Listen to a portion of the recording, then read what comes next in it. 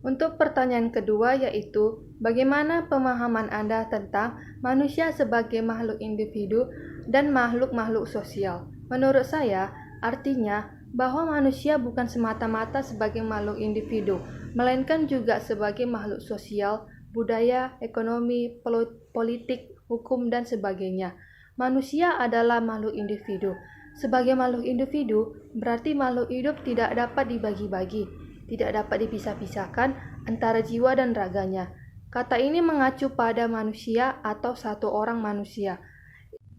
Individer berarti makhluk individual yang tidak dapat dibagi-bagi lagi. Kata sifatnya individual. Satu orang dengan ciri-ciri khas yang melekat pada dirinya dan sekaligus untuk membedakan dengan orang lain. Jadi, kata itu mengandung pengertian sebagai suatu sebutan yang dapat dipakai untuk menyatakan suatu kesatuan yang paling kecil dan terbatas. Individu bukan berarti manusia sebagai suatu keseluruhan yang tak dapat dibagi, melainkan sebagai kesatuan yang terbatas, yaitu sebagai manusia perorangan. Manusia sebagai makhluk individu tidak hanya dalam arti makhluk keseluruhan jiwa raga, melainkan juga arti bahwa tiap-tiap orang itu merupakan pribadi atau individu. Manusia sebagai makhluk individu tidak hanya dalam arti makhluk keseluruhan jiwa raga, melainkan juga arti bahwa tiap-tiap orang itu merupakan pribadi atau individu yang khas menurut corak kepribadiannya, termasuk kelemahan-kelemahannya. Individu adalah seorang manusia yang tidak hanya memiliki peranan yang khas di dalam lingkungan sosialnya, melainkan juga memiliki kepribadian serta pola tingkah laku spesifik lainnya.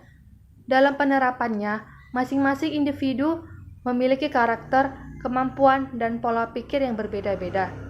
Maka dari itu, manusia yang terbentuk secara individu pasti melalui beberapa proses pertumbuhan atau evolusi seperti proses dalam lingkungan keluarga, baik secara etika, estetika, dan moral agama. Ciri-ciri watak seorang individu yang konsisten yang memberikan kepadanya identitas khusus itu disebut sebagai kepribadian. Ada 3 dampak positif manusia yang hidup secara individu.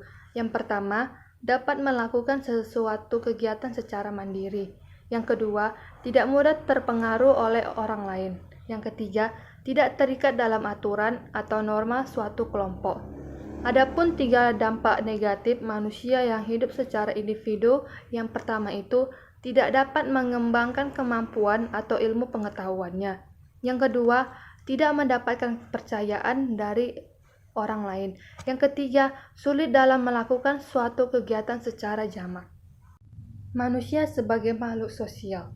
Manusia sebagai makhluk sosial merupakan makhluk yang berhubungan secara timbal balik dengan manusia lain.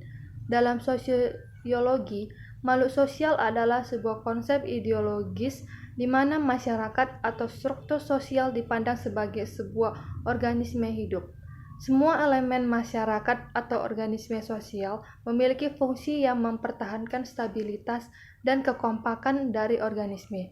Dengan kata lain, manusia tergantung satu sama lainnya untuk menjaga keutuhan masyarakat. Ciri-ciri manusia sebagai makhluk sosial.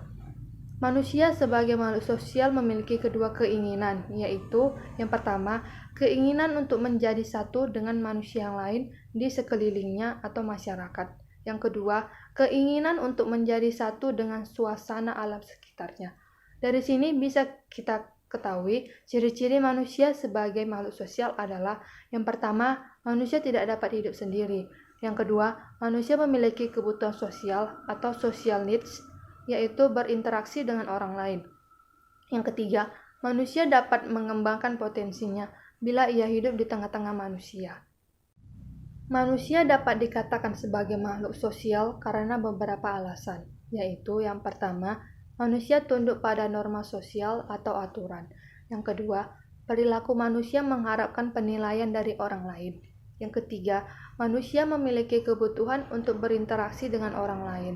Yang keempat, potensi manusia akan berkembang bila ia hidup di tengah-tengah manusia. Ada 3 dampak positif manusia yang hidup secara sosial. Yang pertama itu, dapat melakukan sesuatu kegiatan secara kerjasama atau gotong royong. Yang kedua, dapat berbagi informasi dan ilmu pengetahuan. Yang ketiga, saling tolong-menolong satu sama lainnya. Adapun dampak negatif dari manusia bersosial hampir tidak ada. Hanya saja mereka memiliki aturan yang telah disepakati dengan kata mufakat dan dengan tidak melanggarnya. Demikianlah video dari saya. Jika ada kata yang salah, saya mohon maaf. Semoga video ini bermanfaat buat kita semua. Terima kasih.